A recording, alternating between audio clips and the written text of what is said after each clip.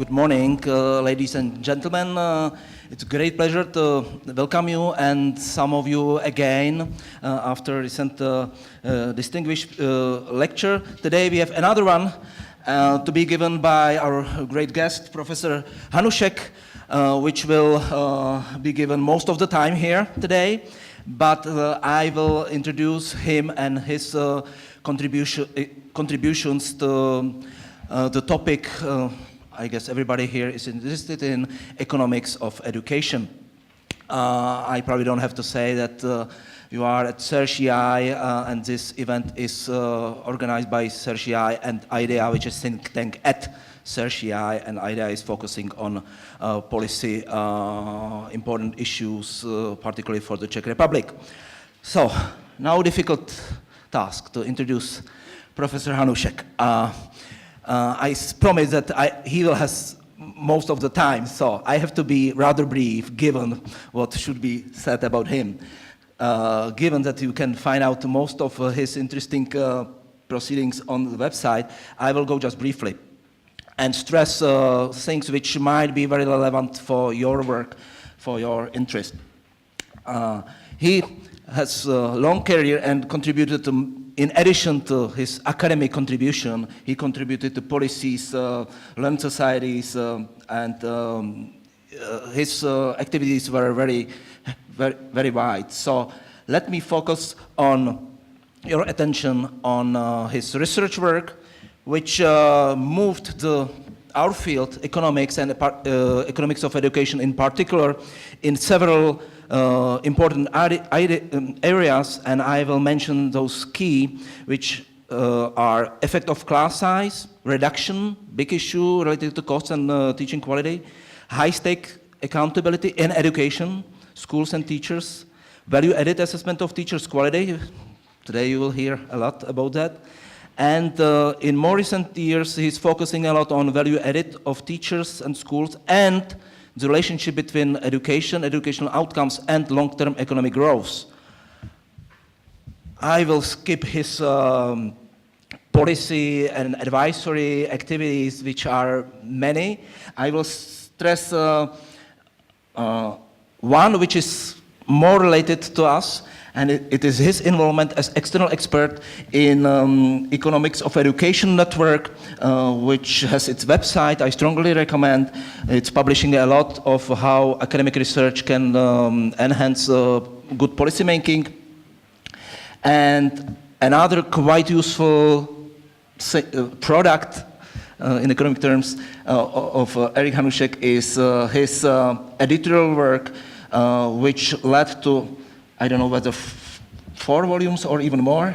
5 coming out.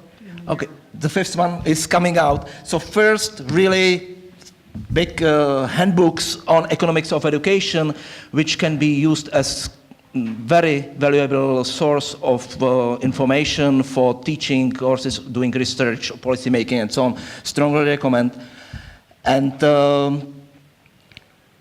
I said, I will be very brief, so I will finish here listing his contributions. I will remind you, I know you are a very heterogeneous audience here, the key issues we are currently debating here in the Czech Republic, so that we put his presentation, which will of course not be about Czech Republic, to the reality of the Czech debates now. So I remind you that we don't have career code of teachers. Several years it's under preparation, and we are getting close to approve it and implement it. It might be a difficult task, and it's closely related, of course, to teachers' quality. We are about to establish information system about teachers, not us, CERGE-EI, but the Ministry of Education. There are debates how it should be structured, what kind of information should contain, and how it should be used and shouldn't be used. Now, or recently, we had very hot debates on formal educational requirements imposed on teachers. You know, this is the pedagogy degree in MA of those teachers who don't have it yet. And the issue of monitoring teaching and educational achievements, the debate whether we should have nationwide testing or sample testing or no testing, or another ways of following achievements and what's going on in education. Big issue will probably be now in the parliament when they approve the state budget, when they discuss whether they increase the budget for teachers' wages. It's a big issue, but usually very temporary, and it sleeps a year and then it appears again. Next one. And the role of principals, school principals, which was debated in very great detail a couple of months ago by Professor Rifkin, who explained the current academic findings on this.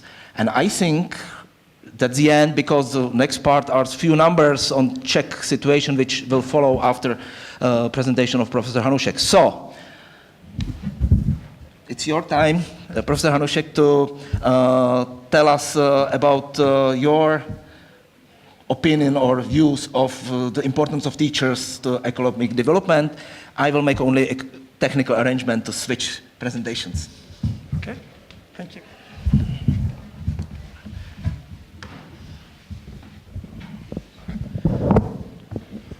While he's making that switch, let me thank everybody for having me here. I've been here before, but as way of background, my family history is a little bit uncertain, and nobody quite knows the family movement to the United States. But when pressed, I always say, well, I'm of Czech heritage, so I feel I'm coming home here for this. The motivation for my talk, I'm going to start motivating it a little bit and before I get into the specifics of teaching.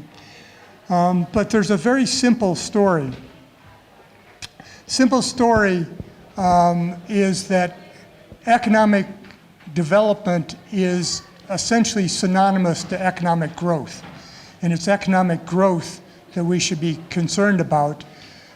This has been confused recently by the worldwide recession in 2008, where everybody focuses on what's happened since the recession. But the real answer is that economic growth and the impacts of differences in economic growth rate just overwhelm any differences from the 2008 recession. It's not even close. For getting a slightly different growth rate. The second point that motivates the entire talk is that economic growth is equal to the skills of the population. If you look at what will determine economic growth rates, almost the only thing that matters is the skills of the population. And that's what I really want to talk about today. I'm going to link that to how do you get more skilled people in the population, and in particular emphasize teachers and leaders. But let me put this in, start at the high level. I live in California. I live in Silicon Valley. I am one city away from Mountain View, California, which you may not recognize that immediately, but that's the home of Google. And so what you have to think about this is, I'm going to start, for many of you know, the Google Earth view, where you start at about Saturn and float in toward the US. And so I'm going to start at about Saturn. I'm going to get down to about 10,000 meters. And I'm going to hover around 10,000 meters for a while, and then I'll get down to maybe 2,000 meters. I'm probably never going to land this craft, but I will get you relatively close. And I guess that will come back to what Daniel said. I wasn't aware when he invited me to come here that I was walking into the middle of all of these hot policy debates that are going on here. He didn't warn me about that, so I come innocent to all of the policy debates that are going on here. And maybe what I'll say will relate to that. So I'm going to start with economic growth. Economists rediscovered the idea of economic growth about 25 years ago, when people took it out of the theoretical range and tried to do empirical work related to economic growth and to explain just why is it that some countries appear to grow much more rapidly than other countries. But in that work, almost anybody who looks at empirical growth work includes some measures of human capital, or the skills of the population, and then lots of other things. Well, it turns out that parts of this have been very puzzling. And there have been two big puzzles that I would point to in economic growth work, and I'll show you a picture of it that sets it. What I'm going to do, and let me explain this picture. You'll see different versions of this again. This is years of schooling, our measure of human capital of a country, and it's conditional. I'll come back to that in a second. This is years of schooling against economic growth rates, again conditional.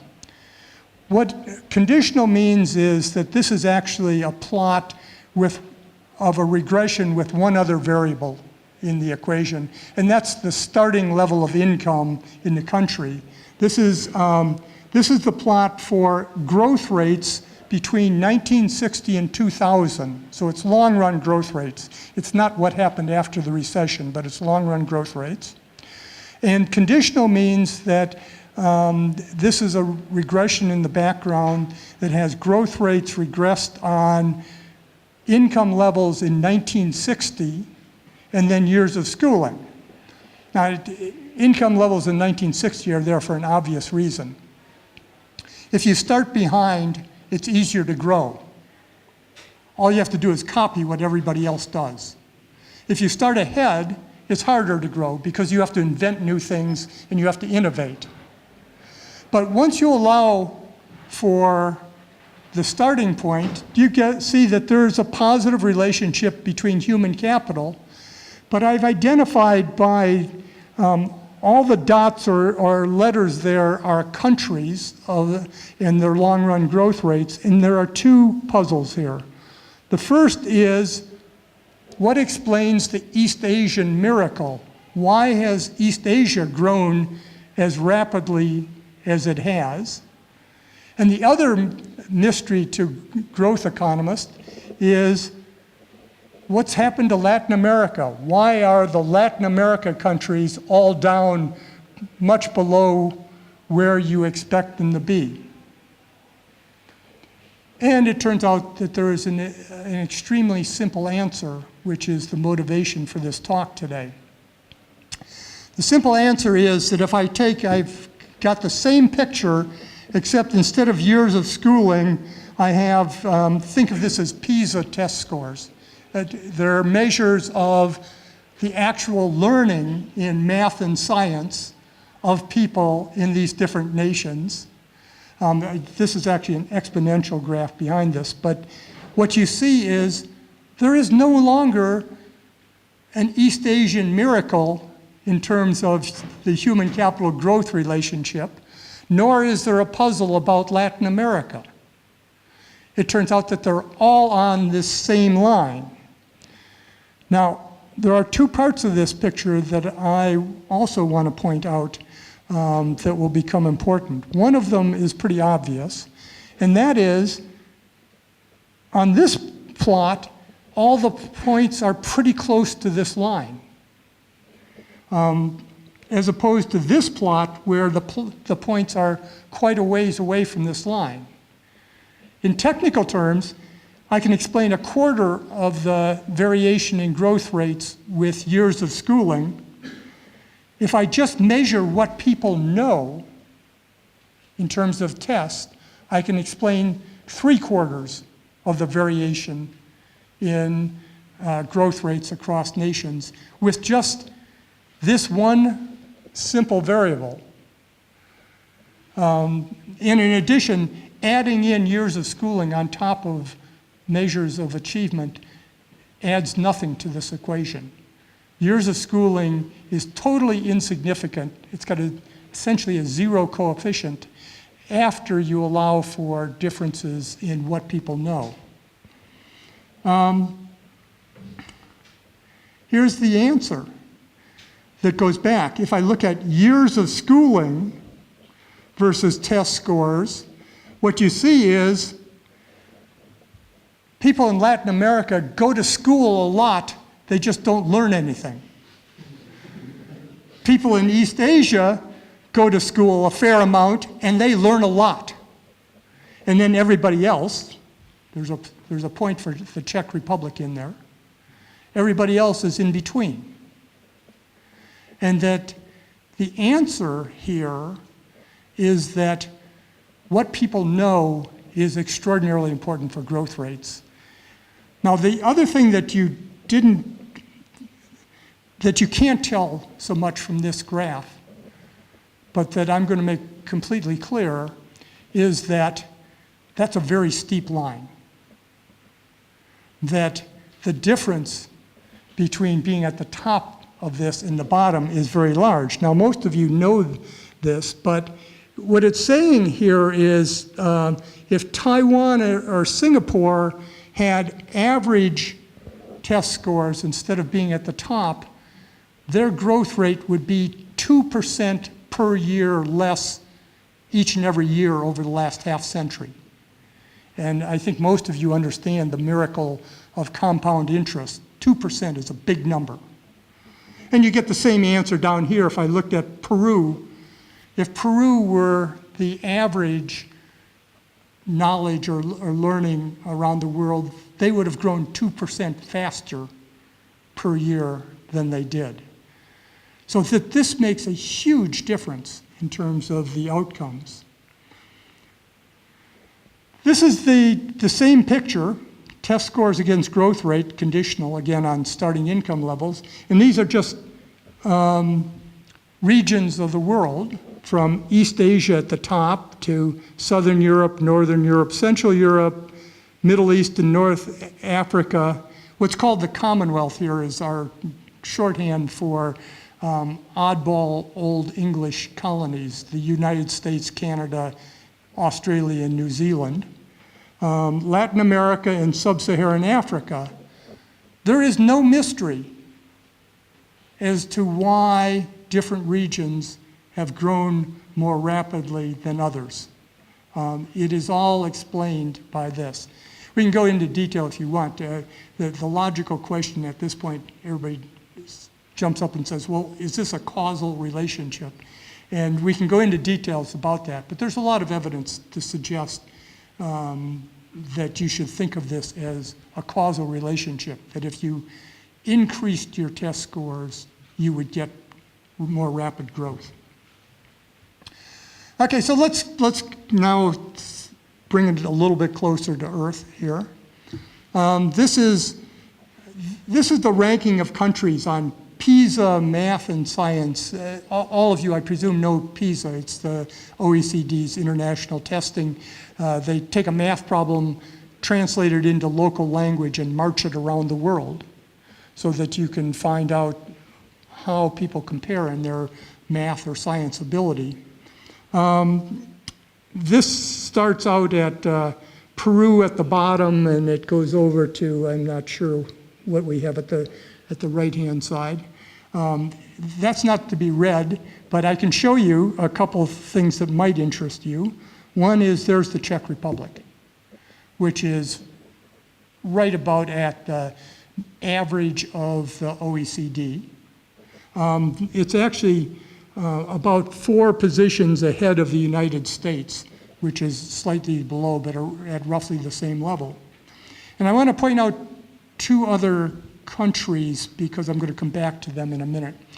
The first one here is Canada, and the second one is Finland. I point them out because they're ahead of the Czech Republic, but they're in some sense within reaching distance of the Czech Republic. The difference between the Czech Republic and Canada is about the gains that have been made in Poland over the last decade on the PISA scores. And so it's a feasible kind of difference. Okay, so let me now switch a little bit to the topic that you were brought in for. I haven't said teachers yet, and that was in the title of the talk. Let me try to bring it over to that. If you look at school policy, people do, in fact, focus on teachers. There's really substantial and growing evidence that the quality of teachers is the most important aspect of schools. That if you have effective teachers, your school does well. If you have ineffective teachers, your school does poorly. And all of the rest of the things that are debated are sort of around the edges of that. So the curriculum and the books and the class size and all of that has only minor differences compared to the quality of the teachers. And we'll say leaders are important in establishing the quality of teachers. So I don't mean to leave them out, but I'll just focus on teacher differences. Let me look at what it means to have teachers of different effectiveness. I'm going to do this two ways. I'm going to start with relating teachers back to the growth things that I talked about a little while ago, the impact of teachers, of different effectiveness of teachers, and their impact on test scores, and then by implication, their impact on growth and GDP. And then secondly, I'm going to look at, after that, the impact of teachers on the earnings of individuals, because teachers that impart more knowledge lead to more skilled workers who are rewarded in the labor market. I'm going to give you some stories based on the US here. But I think that they translate, so I've translated this a little bit into the Czech stories. Think of the following experiment. Think of the United States. We don't have to do this here, but in the United States, think of lining up the least effective teacher to the most effective teacher in one big long line across the US. So I think roughly this means, for you who know US geography, I think teachers would start in San Francisco, where I live, and be lined up to about Denver, Colorado, if you put everybody in a line. And you line them up in terms of how effective they are. Now, we actually know a fair amount about the difference between good and bad teachers, because there's been a lot of work on that, and I'm going to come back to exactly why we know that in a minute. But then we want to do the following experiment. Start at the low end of the effectiveness distribution, right in San Francisco, and eliminate the bottom 1% of teachers and just replace them with an average teacher, or the bottom 2% and replace them with an average teacher. Okay? Because we have a lot of estimates now about how different good and bad teachers are, or effective and ineffective teachers, we can actually estimate the impact of that experiment on learning. And that's what this is. I'm going to start with what I call the most conservative estimates of the impact of that experiment of eliminating teachers. And what I have here is what I've called percent deselected, but it's the percent that I replace with an average teacher, not a star. And on the vertical axis is change in performance measured in standard deviation units. I call this the sort of most conservative estimate, and what's most conservative means? That means there's a range of what is the variation between good and bad teachers. If you have a very tight distribution of teachers, that experiment wouldn't have much impact on achievement.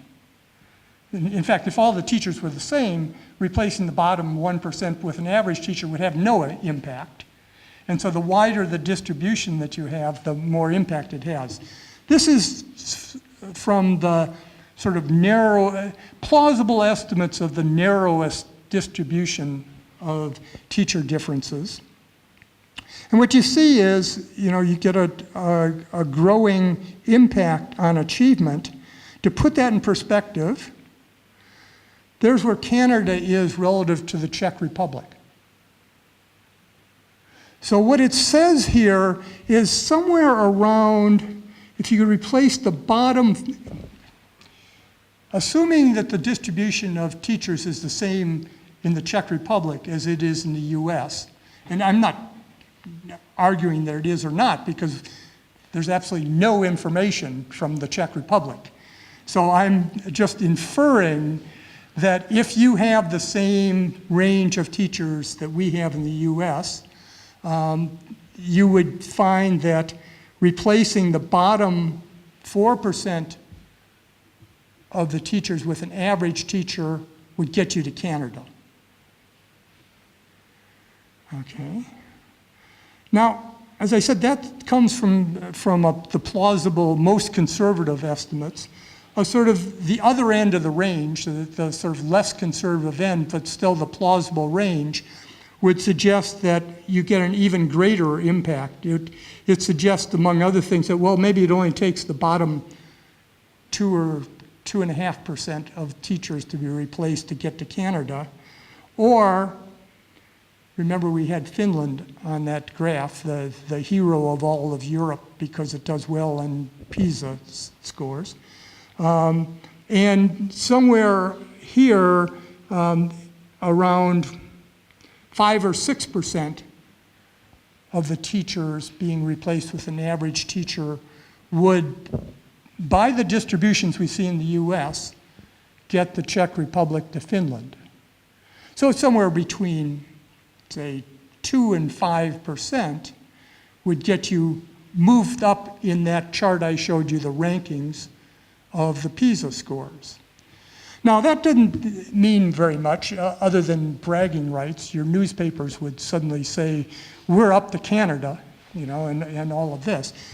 But what I want to do is relate that back to the prior estimates of economic growth and just suggest what it might mean for the economy of the Czech Republic to get to Canada or Finland. And I'm going to do this in the following way.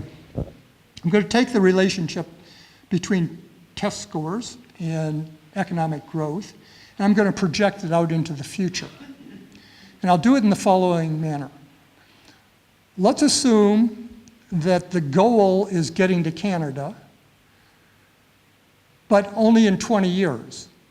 So all of the debates, policy debates that you're having now, start to have some impact. In 20 years from now, your students are up to the level of Canada. Well, that's still going to have relatively minor impact on anything because the students in 20 years are still in school. And you have to get them out of school and into the labor market and before they have any impact.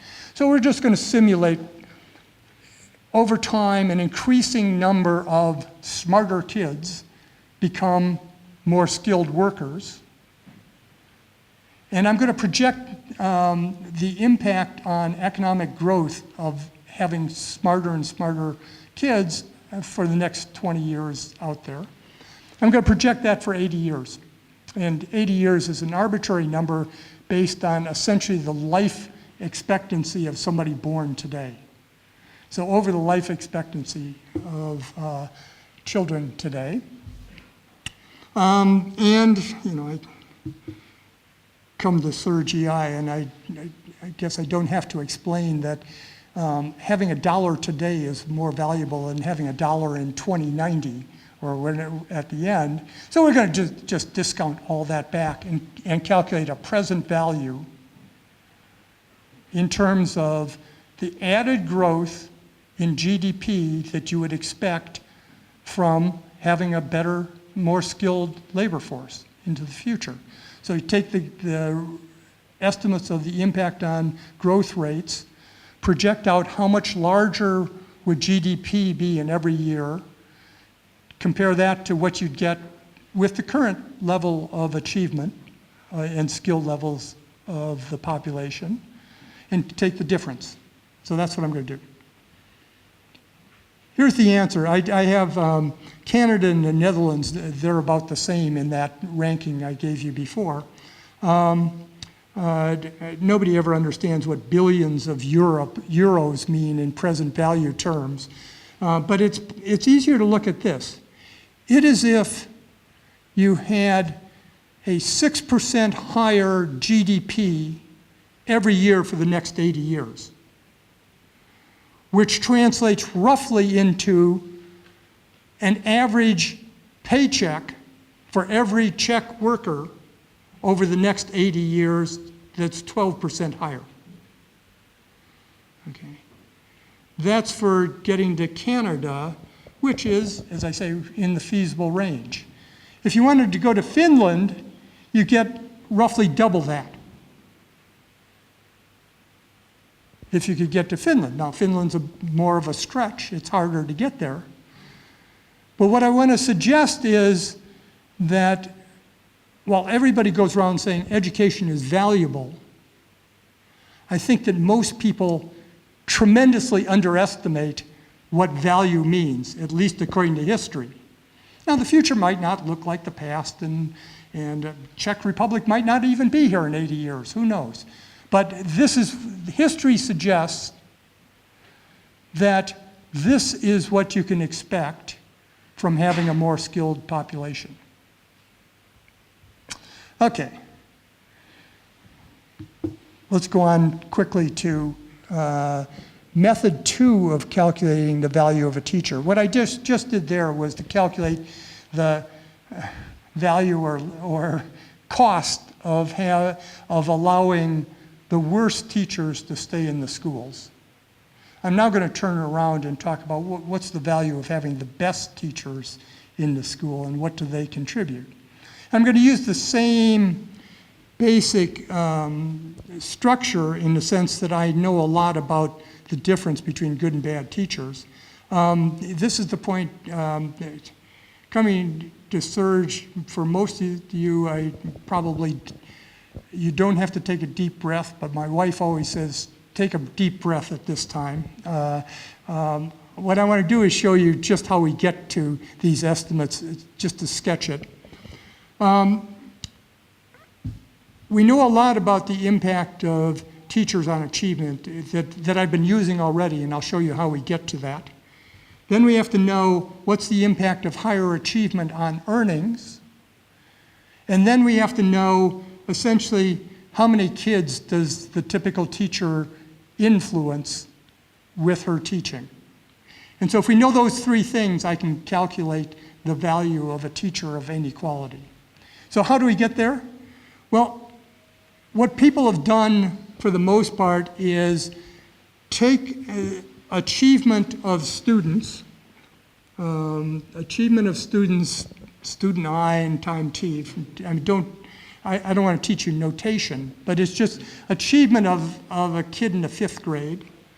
And we know that one of the biggest influences of what they know at the end of grade 5 is what they knew coming into grade 5 at the start, or what they knew at the end of last time.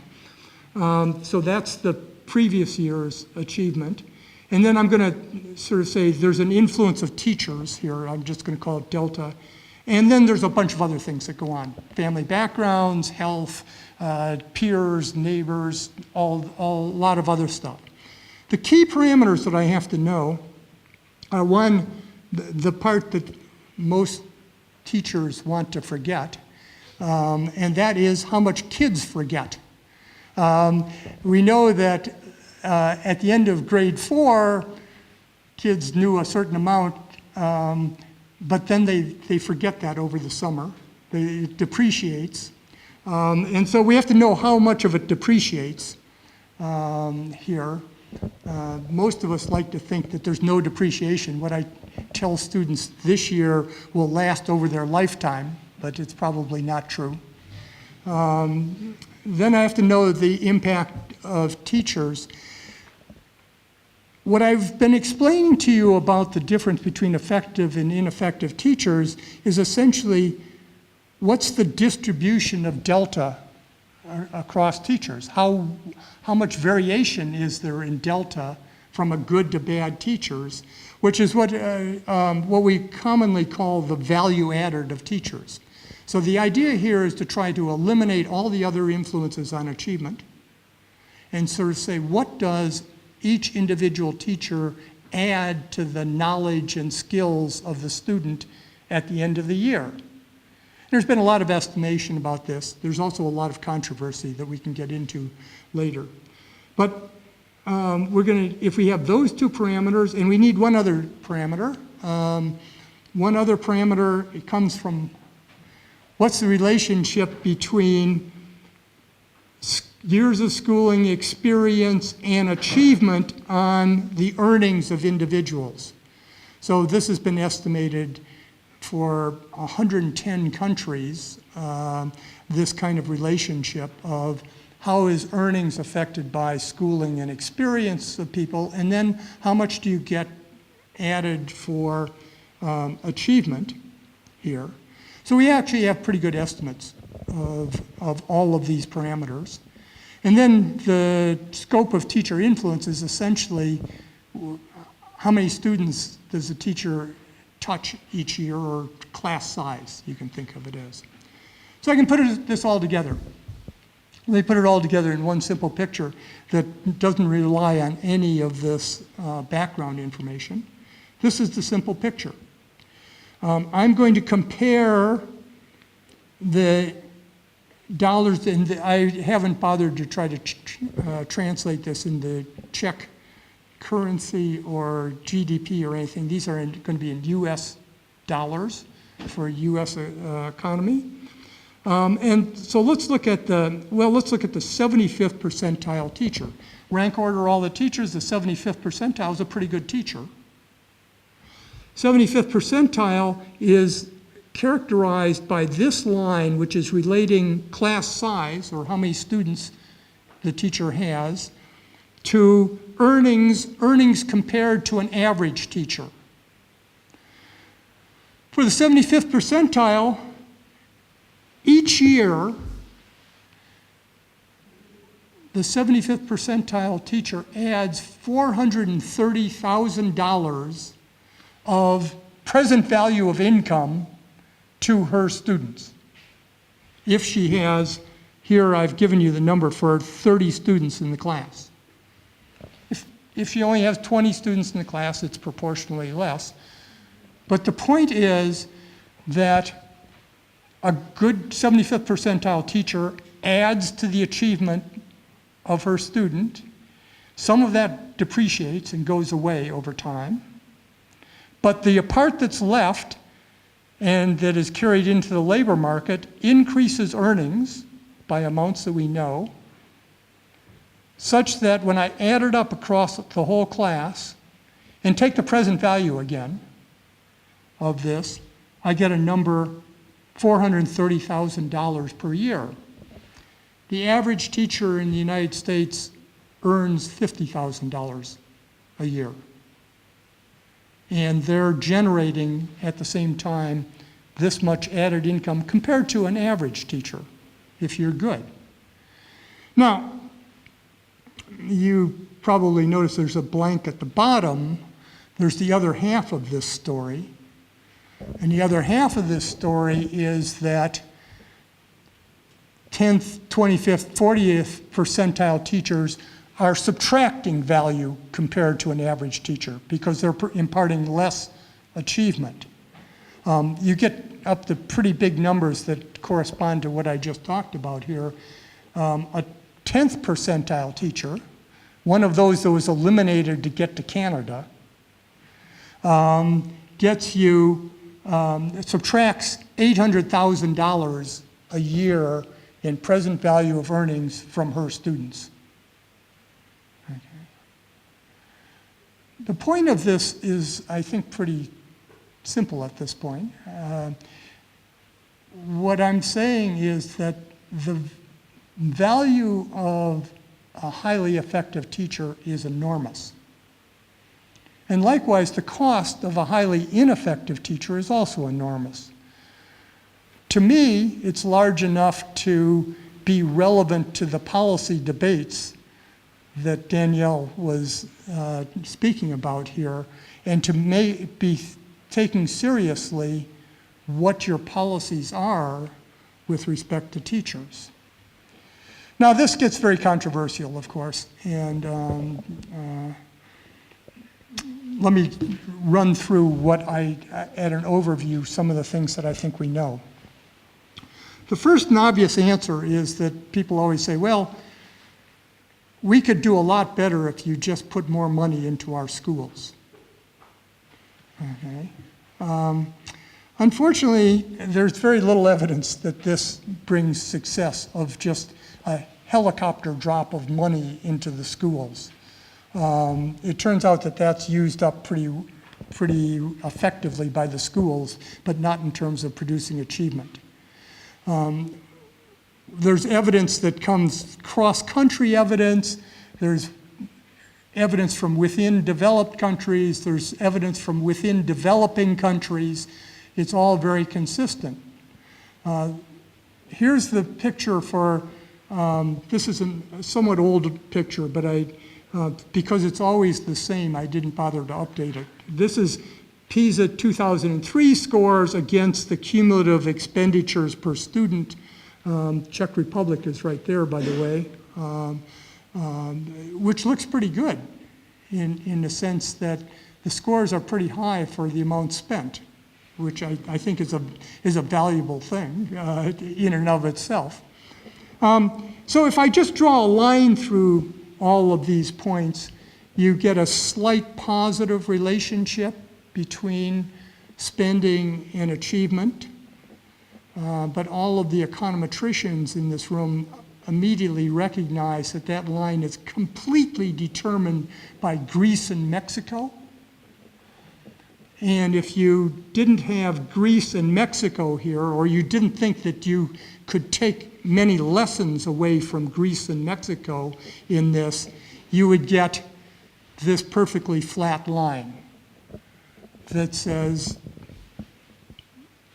on average across countries, scores are unrelated to the amount spent on the schools.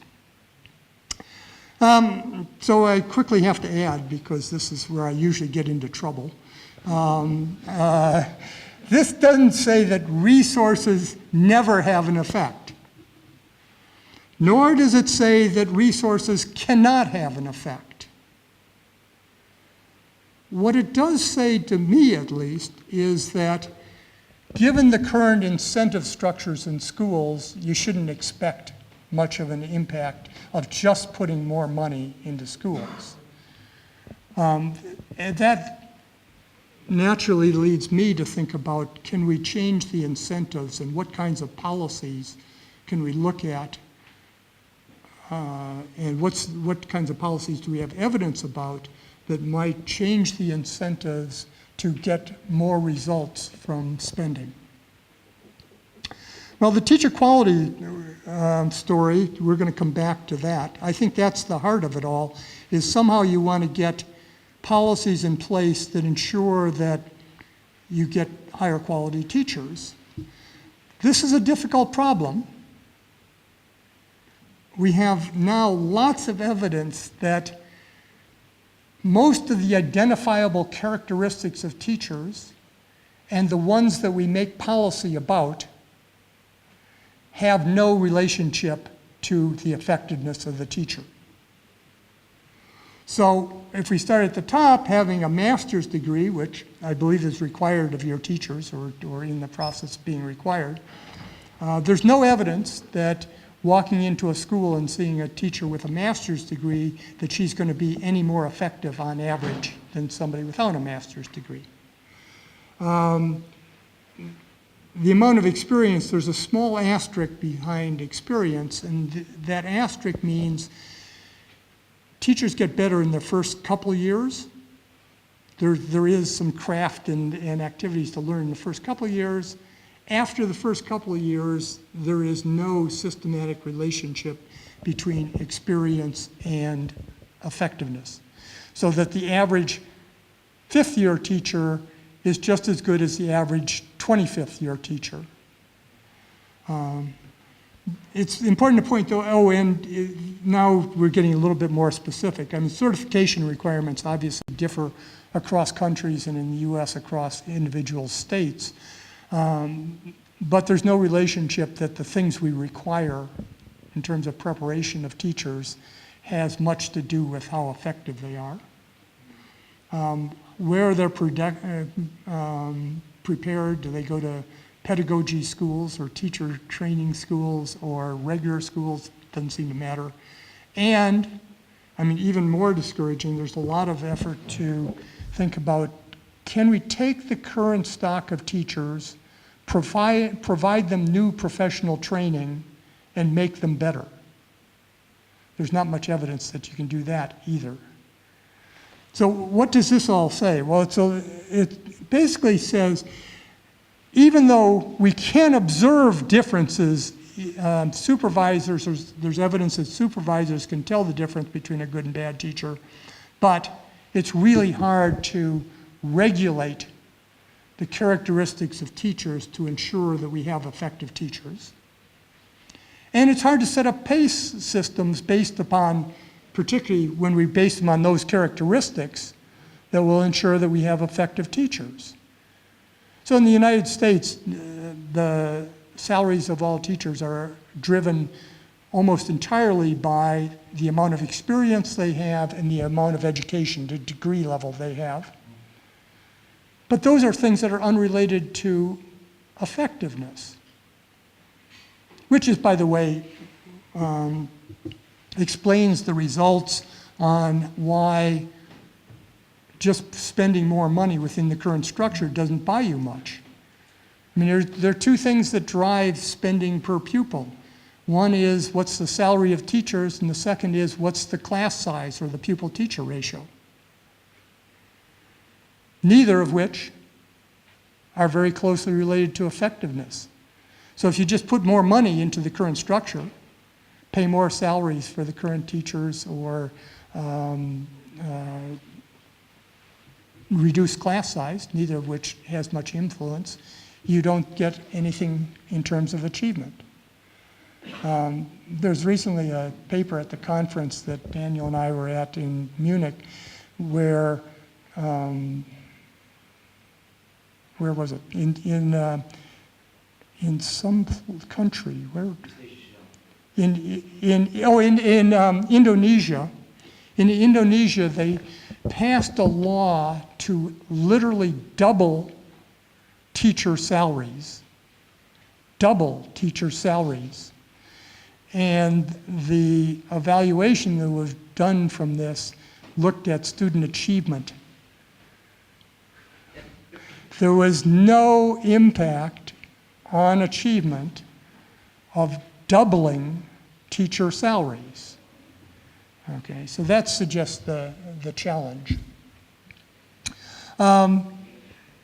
So I'm going to go quickly over this and we can talk about it in questions, but to me the key is both focusing on outcomes and providing the right incentives. I've just been going through that most of the input policies, sort of what the inputs to schooling are, have little systematic relationship to achievement.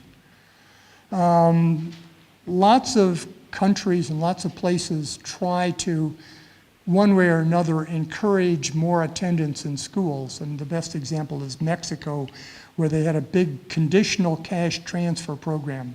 Families got money if their kids were in school. What they found was it was very successful. Kids were in school. I've now got you so conditioned that you know the answer to the next sentence. Achievement didn't change. Kids went to school more and they didn't learn anything. And it's systematically been the case where the emphasis has been something like on the inputs. The first answer is that there is no progress to be made without measuring performance and knowing what your results are and what you're achieving. So let's put it in terms of some institutional devices that relate to achievement. That we know these are research-based ideas, none of which are going to radically change things, but all of which have positive impacts on achievement. The first thing I don't think you can emphasize too much is having a good system of accountability where you measure the achievement of students and then, one way or another, think of holding the people in schools responsible for this, or maybe even the kids in school responsible for achievement. I'm emphasizing schools all the way along, but obviously the most important input to schools is the kid, and whether they're motivated, the individual student, whether the student is motivated to learn, and obviously families have a big impact. But in general, we don't intervene at those levels, and where we intervene is in terms of what the schools look like. Having a good accountability system. Secondly, there's lots of evidence and growing evidence that having more choice among schools to attend has a positive impact. One way or another, it's obviously easier done in urban areas, but this is getting parents and families involved in providing incentives. Milton Friedman's idea of 50 years ago was simply that there might be reasons why government should fund schools, but there's no obvious reason why government should run schools. And what he proposed, his voucher ideas, were to give a check to parents, fund them, and let them go shop for a school.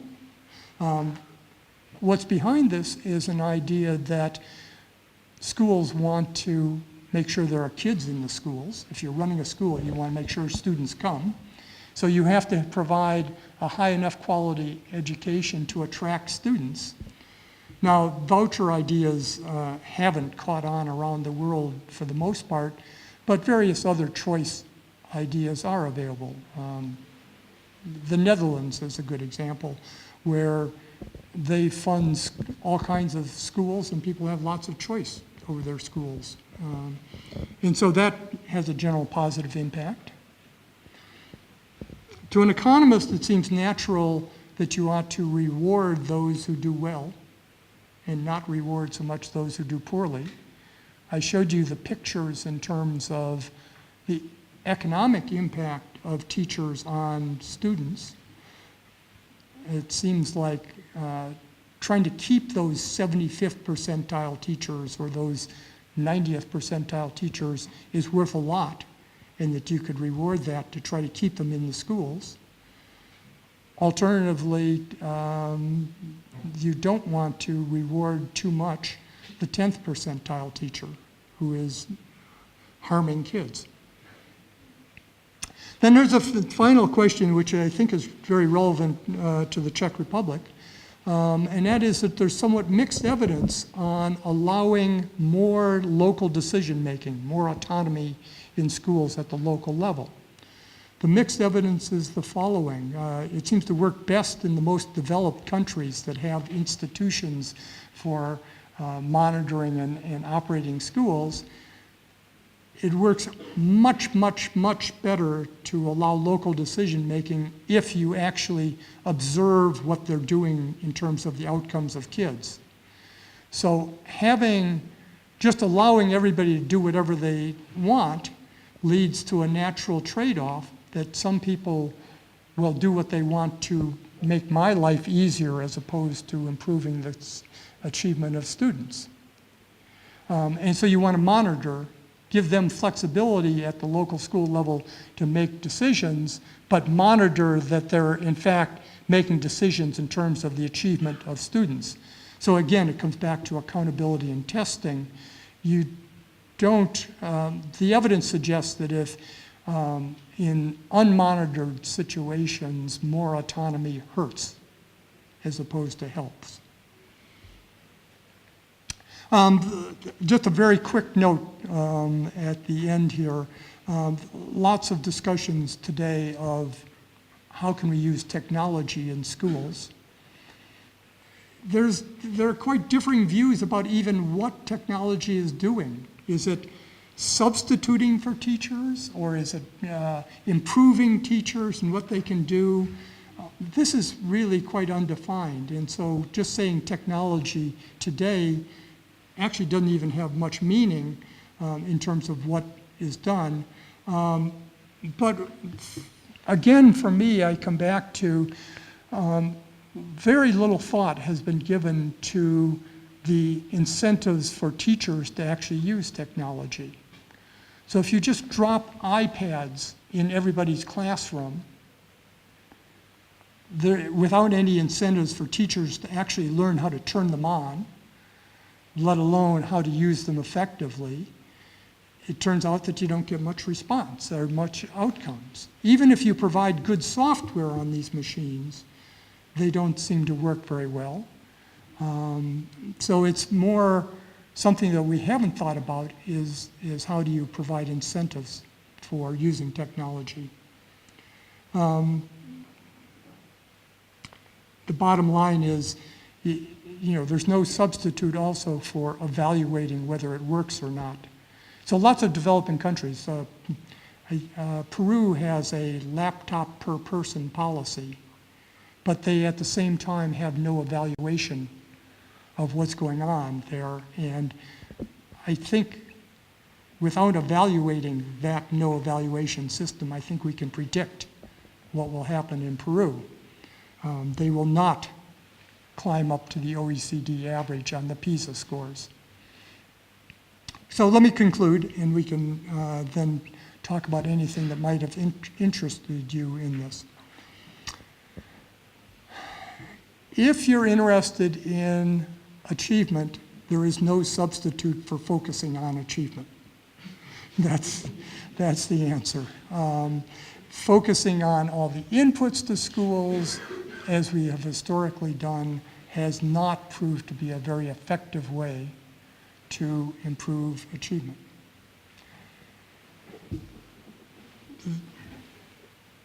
Economic growth is a function of the skills of the population, period. And that's what's going to affect future development. We have lots of examples of improvements being possible. The one that's gotten a lot of attention because it's next door is Poland. But other countries have in fact shown that it's possible to improve scores. And it's all different. I mean, it's not that we can point to a single thing that's worked around the world, but it's all different, but it fits into this general theme of incentives. At the same time, improvements are difficult. Among other things, there's always a lot of resistance to changing anything about our schools. In the United States, we have a steady stream of blog posts that basically say, just let the teacher do her thing. Just let the teachers take charge. Why are you trying to impose other things on us? The answer is that US performance has been flat for the last 50 years, even though we have quadrupled the amount spent per pupil over that time period. I think the answer is you cannot just let the teachers decide. You have to involve them. I mean, they're obviously key, but you have to think of ways to involve them productively. I didn't mention leaders. I'm presuming that my colleague Steve Rifkin talked to you about principals. One of the big elements of quality principals appears to be whether they're effective at determining who the teachers are in the school, and that their impact is through what the teaching staff looks like. And because the answers differ locally and across different places, you really need to think about this as a continuous improvement model. try out some things, see if in the local circumstances as designed it works, keep the things that work, get rid of things that don't work. You know, all of these, I'm always embarrassed to come to a serious professional audience and say things as profound as keep the things that work and get rid of things that don't. But in fact, that's the issue that we face in most schooling situations. I'll stop.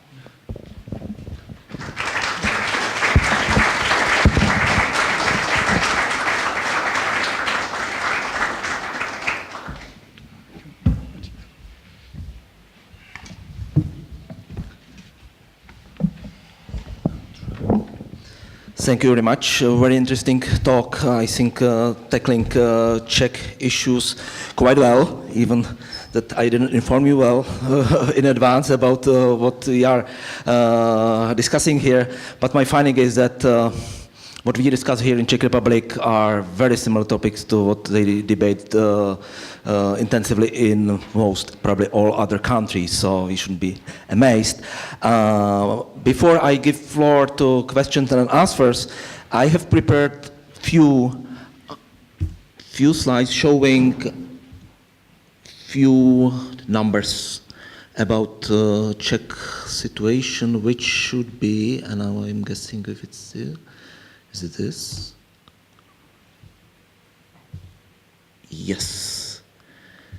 So, what I will do, I will briefly show some numbers which guide us through who aspires here in the country to be a teacher, who is studying to become a teacher, who are the teachers, how well or poorly are teachers paid, and I will skip career because it's individual single topic, and what we know about quality of teachers and research and education, and it will be about one slide for each topic quite quickly.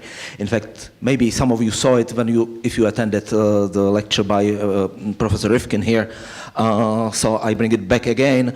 What I did, I simply took PISA data from 2006, because there is a question on aspirations to become a lawyer, scientist, or a teacher. I compared countries, and I found that in Czech Republic it's less than 3%, probably 2% of kids aspire to be a teacher, quite low proportion. And if I divide them into upper, it's blue one, and lower part, given their scores in math, it doesn't matter more or less. We see that those with lower scores have a little bit higher motivation or aspiration to become teacher. I don't think that anything has changed since 2006. Another graph is also old, it comes from 2009. I didn't see more recent one, but again, it was probably the same. It ranks applicants to universities. Those with the highest skills are here on the right. It's 10 into 10th decile, and those with lowest skills are here.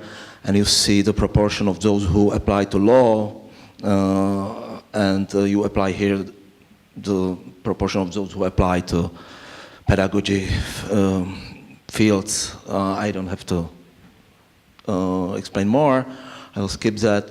And this is the most recent, but I just replaced the older data. The Education at a Glance by OECD was published recently, and it compares teacher salaries relative to earnings of full-time, full-year workers with tertiary education in the country. So it's not the stupid PPP parity comparison where the Czechs are earning more than Germans and so on. This is really comparing the opportunity cost of being a teacher, taking into account the real possibilities to do something else.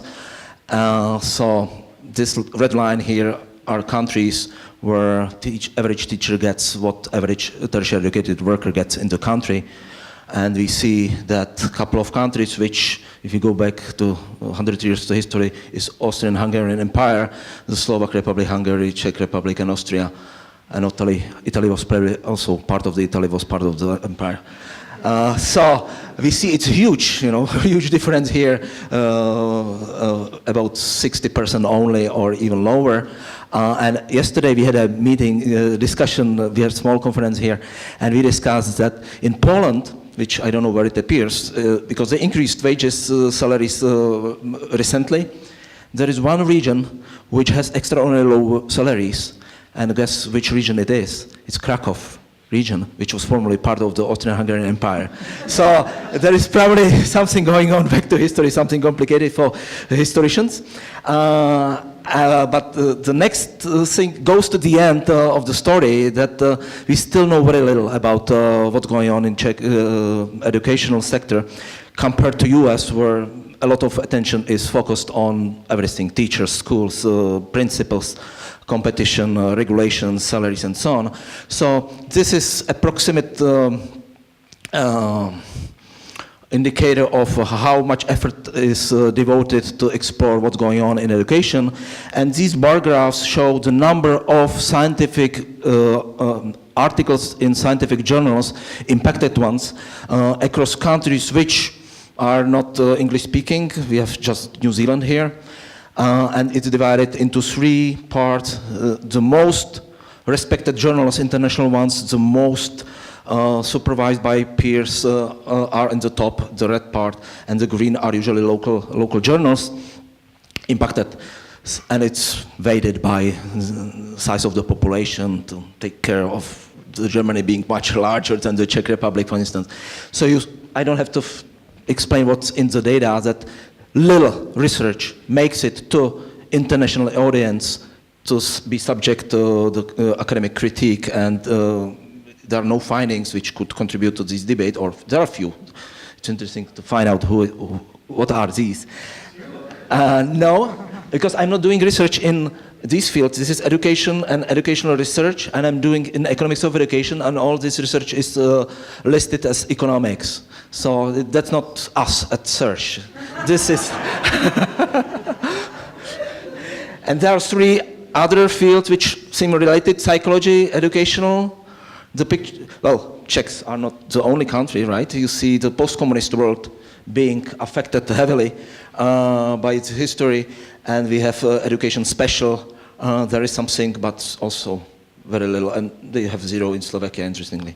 So this was to stress what Professor Hanushek mentioned several times, that monitoring evaluation, and part of the story is good research, academic research. And part of the story are money in research, not in teachers' salaries.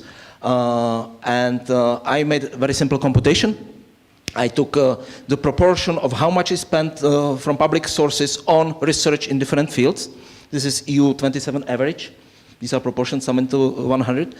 And I compared to the proportions in the Czech Republic, and I found that, interestingly, education has the lowest ratio compared to what is common in EU 27. So this low spending probably relate also to this, but of course research outcomes relate also to the quality of researchers in the field and the motivations to do any research and availability of data and so on and so on. So this was to motivate our discussions. I thank you for attention, and now I'm giving microphone and the floor to Eric.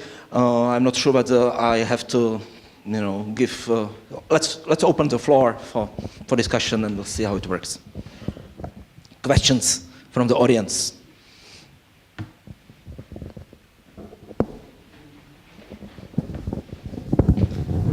Thank you very much for a really interesting talk.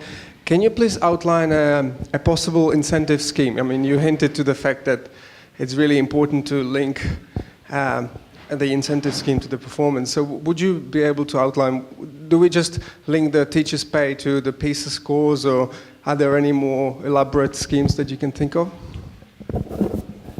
Well, let me explain some U.S. stories. That this is a huge debate in the United States right now. It is playing out as a debate between the teachers' unions and politicians about how to reward and evaluate teachers. And there have been some fairly dramatic changes in the last 5 years, really, in how states treat teachers. The best example is actually Washington, D.C. Washington, D.C. in the United States is by far the worst public school system in the nation. It performs very badly. But 4 years ago, there was a dramatic change in the teacher's contract. The teacher's contract said that you should evaluate all the teachers and essentially put them into different categories from needing help or they don't call it harming kids. There's a harming kids category up to exceptional. What it did was to link both pay and retention to performance on these rating systems. If you were in the top, basically quintile, top 20% of the teacher corps, you could get a bonus. And if you were in the top 20% 2 years in a row, your base pay could increase by a very substantial amount. So that it was possible to increase your base pay by up to $25,000 a year, where the average salary was about $60,000. So you can see that it was a very dramatic thing to try to keep the very top teachers. If you're in the bottom quintile, there was a category that was so bad that as soon as that became evident, you were fired. There was another category that said you needed improvement, and if you were in that category, which was roughly the bottom 15% of the teachers, for 2 years in a row, you were fired. So out of, I'm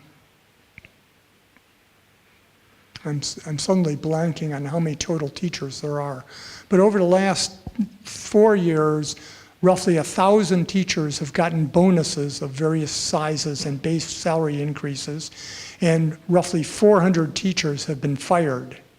This is compared to about 5 teachers in the years before, so it's a dramatic change.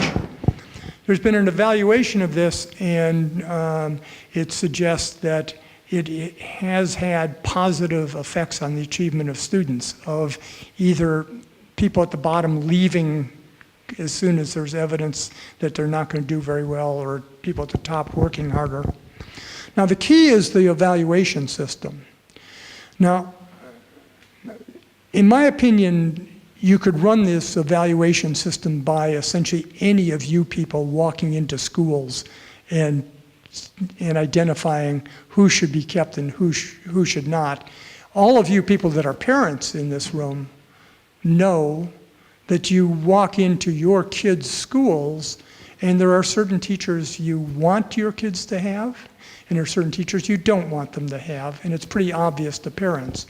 There's substantial evidence that observations by principals in schools are correlated, at least at the extremes of the very good and the very bad teachers, to their actual performance as measured by student achievement. In DC, they added the fact that you would estimate the value added of teachers based upon achievement scores. The equation that I was talking about before, where you estimate the impact of teachers on the growth in achievement of students in their class in a fairly sophisticated way. If that information is available, that would count half of your evaluation, the value added on these scores. But it turns out that there's not enough testing, and people haven't been around long enough to be able to estimate the value-added scores for many teachers. They aren't in the subjects that are being tested or the grades that are being tested and so forth. So for 80% of the teachers, it is entirely based upon having professional evaluations. It's a combination of the principals evaluating teachers multiple times and outside evaluators coming in and also rating each teacher. If you have the value-added scores, that was the other half. So it was half split between observations and test scores. But if you didn't have that for the 80%, it was all based upon observations. Now, what's important there?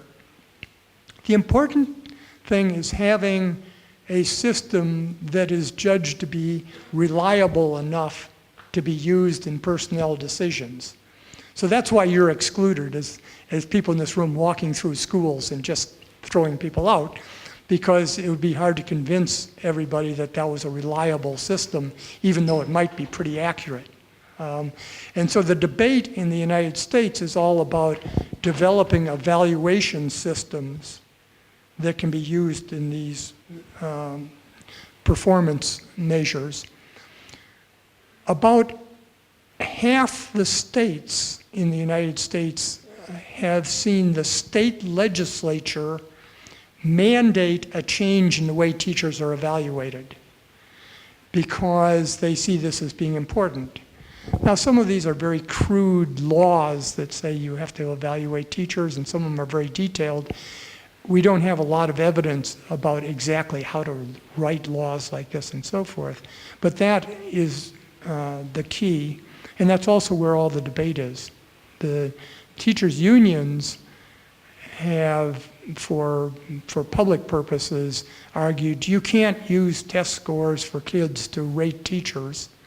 And they've started quite a campaign to try to make it look like all evaluation has to do with unreliable test scores. But the real debate is about the overall evaluation system, and that's what you need. And that I would put at the top of the agenda. Well, actually, the top of the agenda for the Czech Republic is undoubtedly measuring student achievement at some point. There's no way to get around making decisions about schools of any kind if you don't know what the performance is.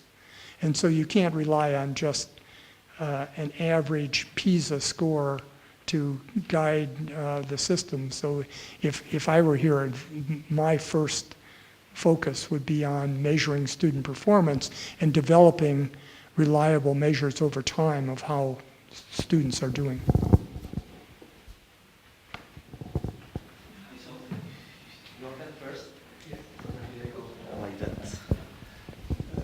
Shall I introduce myself? Yes, my name is Michal Giboda. I am professionally tropical parasitologist, but at the same time, the chairman of the NGO Dialogue Between Science and Art. And I have a couple of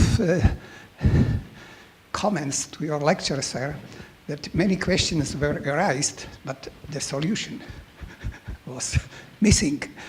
And number one. Number two, when we are speaking about the teacher, which type of teacher we are keeping in mind? We don't speak about teacher who teach the teacher on the pedagogical faculty. How quality those teachers have, what they can transmit to the future teacher, how they are interdisciplinary educated and educated in general, how they make teacher hours or lecture interesting so the students listen with the open mouth. Number three, we are speaking in Czech Republic about innovation. Innovation, innovation, innovation. But innovation is under creativity. Since we don't start to speak about the creative approach to the problem solution, we will always round in the circle and innovate. It means recycling the problem. And the next problem is that, for example, what the recommended reading at school is the classical old book, which are not totally interesting for the students, but no one recommend so book of so-called third culture, book about popularized science, which makes science more creative and more attractive for students. And then all those, what I mentioned here, make change the trajectory of performance. And at the end, I would like to stress that I have the experiences from states where I was for 6 years chairman of the Department of Private Medical School. I was teaching in Asia, and I was teaching here on the international high school in Czech Republic. And I saw the big difference between approach and performance of the students from another country as compared to the Czech students. In generally, people are not asking the questions. And this means that either they don't understand what the teacher said, or they are not interesting, or the teacher didn't attract. Yes, thanks.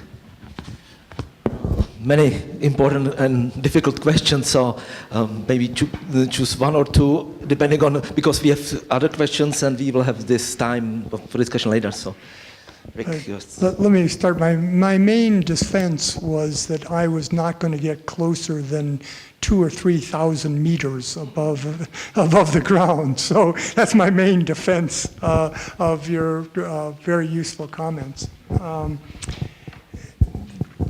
Let me start at one of the beginning comments you made, and that is, how do we train teachers and what are the skills that we provide them? And I'm asserting from what I can see in the research literature that we have no idea how to do that effectively. That if we look across, at least in the United States and in the UK it's been done, if we look across different preparation schools with very different programs, it's hard to see any systematic relationship to how effective the teachers are.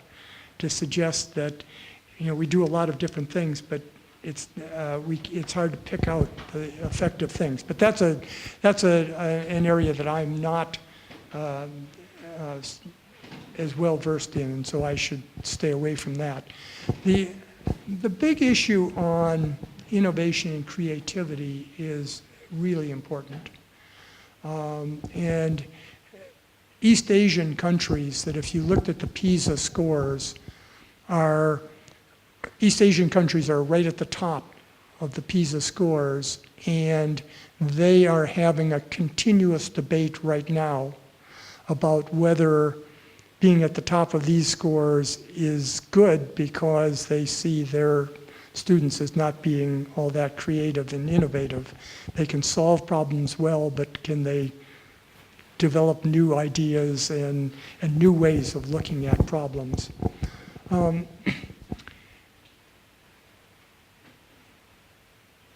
We don't know about how to train creativity in general, but I think that there is evidence, the evidence that I look at suggests that having basic skills is a prerequisite to most creativity.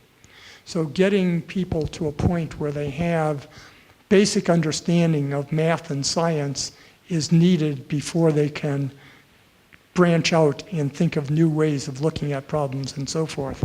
And so while I don't know how to train people to do the last step, I think there's considerable evidence that high levels of skills prepare you to be able to go on. Not completely satisfying, I know. But there are lots of detailed questions that are really still going back to the 10,000 meter question. We see that nations that have more skilled populations do better. And I think that that's the evidence that suggests that nations that have more skilled populations put themselves in a position to innovate, to improve the productivity of the nation, and so forth. Now, nothing we ever do will explain how do you create Steve Jobs. We just don't have, and we'll never be able to do that. But I think the answer is putting people in a position, and large numbers of people in a position to then try it out works. So I look in Silicon Valley, which has to be the world's leader in innovation in all dimensions.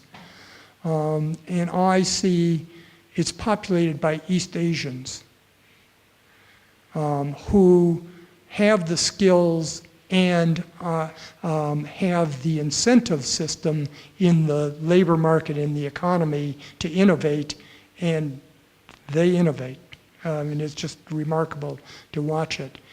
And so when I go to Korea, which I did a month ago, and get involved in this debate about creativity and so forth, I believe that the Korean problem is not so much in their schools as it is in their economy. And their labor market and economy does not really reward innovation that much. What they reward are old people, senior people, who tell you what to do, which I have an appreciation for, I should say. But it's a matter of providing the incentives for people to innovate that I think is probably more important. That's what I see in Silicon Valley. Two hands. I promise to give the microphone, one here and then. Hi, my name is Mike Smith. I also work on education and stratification. The topic that I was thinking about throughout your presentation is how you take into account the role of culture.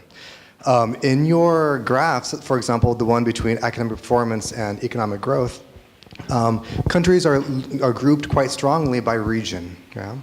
And it's not only because, let's say, the East Asian countries have similar educational systems, and market dynamics, but they also have similar cultures. By that I mean the expectations parents place on their kids, expectations kids place on their own academic aspirations, and also, I presume, the expectations teachers place on themselves and on their kids.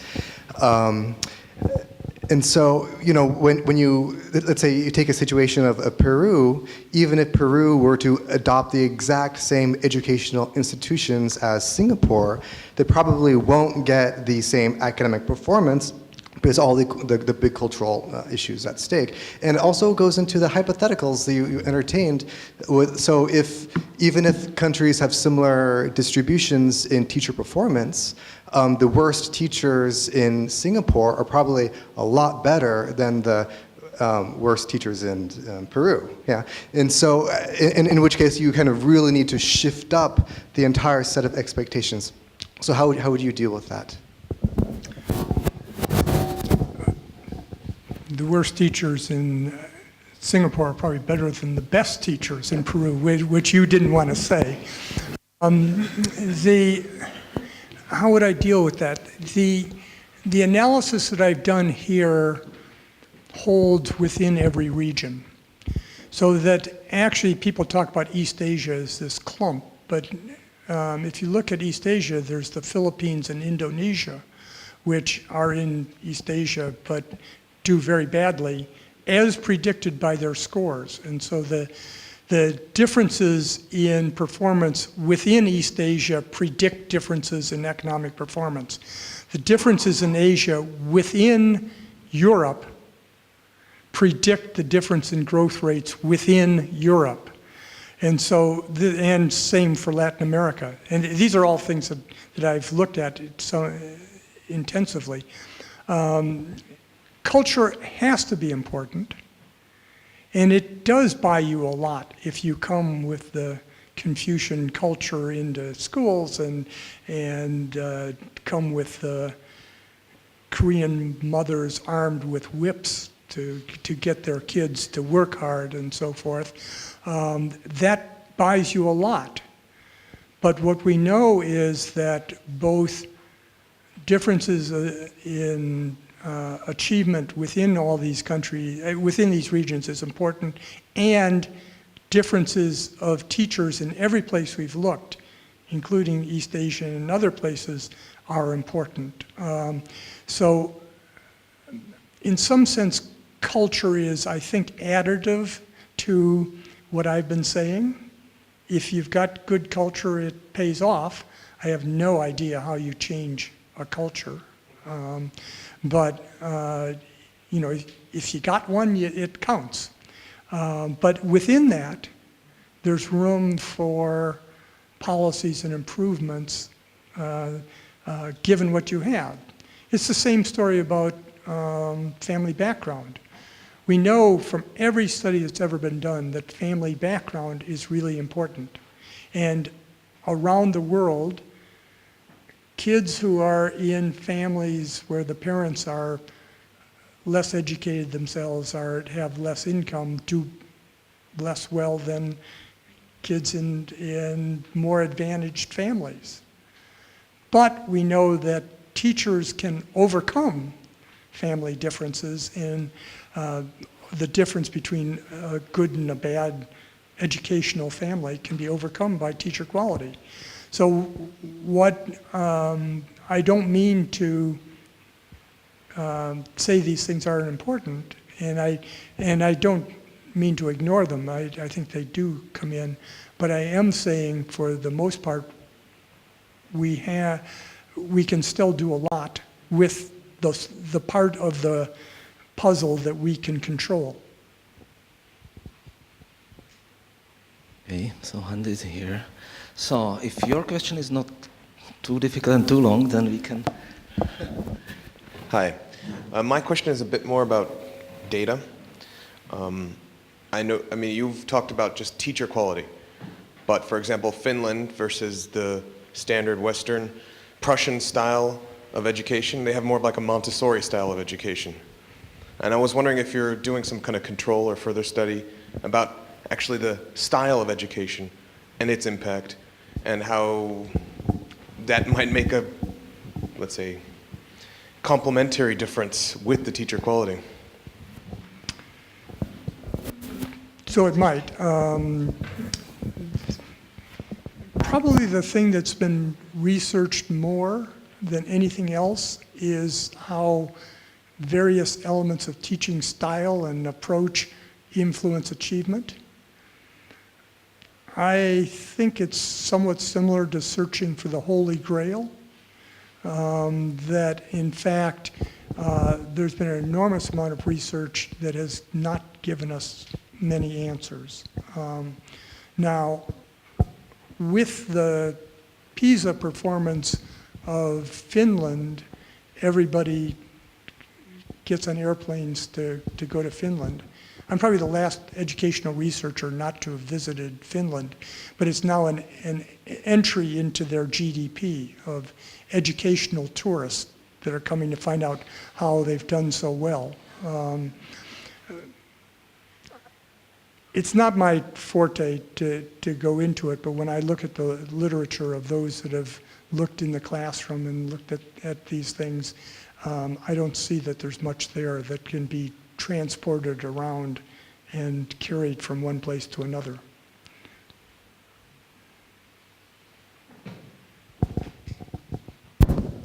So the estimates of the value added of the good teachers are really based on the rankings of the teacher quality and the distribution.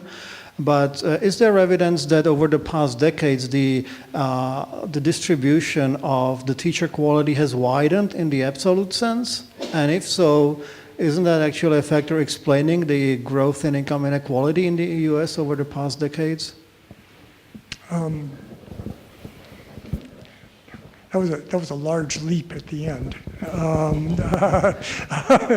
I was still thinking about the first question of whether we know anything about the distribution of teacher quality. I don't think that those changes, the widening of the distribution, could explain the changing income distribution in the U.S. I think that the variation in student achievement, when measured in sort of absolute sense, has been relatively constant. But what has happened is that the returns to skills have increased.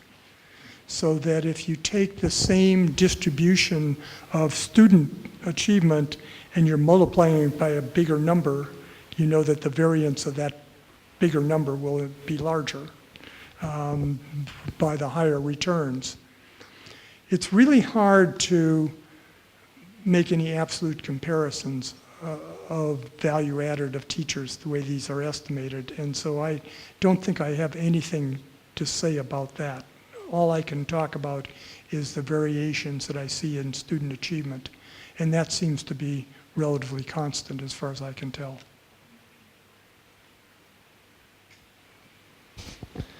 Thank you very much. I like to stop discussions here because there is space for bilateral discussions behind the wall here. So I would like to thank several bodies, several institutions. I would like to thank Grant Agency of the Czech Republic, which contributed partly to have Professor Hanushek here, and it's related to the conference we had 2 days before. I want to thank you that you are still interested and more interested in topics of education and the topics we present here. And I wish you will stay close to us. You will ask for getting news from CERGE and invitations for new such interesting lectures like today. And definitely the biggest thank you goes to Professor Hanushek. Thank you very much for visiting us.